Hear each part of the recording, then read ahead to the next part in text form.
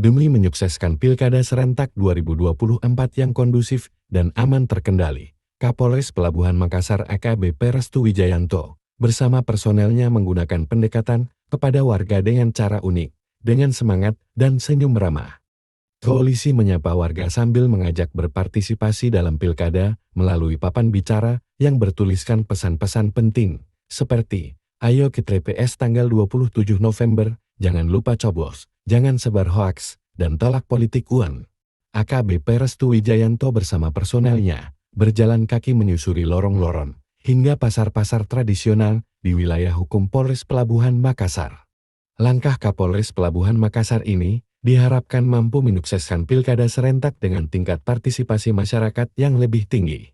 Masyarakat pun menyambut positif kehadiran Kapolres dan tim yang turun langsung ke lingkungan mereka. Cara yang kreatif dan bersahabat ini dianggap efektif mengingatkan warga akan hak dan tanggung jawab mereka dalam pesta demokrasi.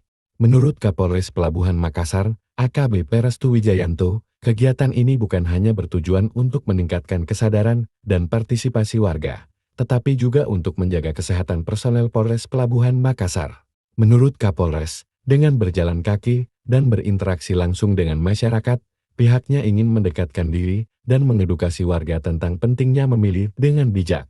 Jadi langkah-langkah yang sudah kami laksanakan berdasarkan tindakan kepolisian, baik itu melalui kegiatan preemptif berupa kegiatan himbauan dan juga penggalangan terhadap tokoh masyarakat, tokoh agama, dan segenap stakeholder yang ada di wilayah hukum Polres Pelabuhan Makassar.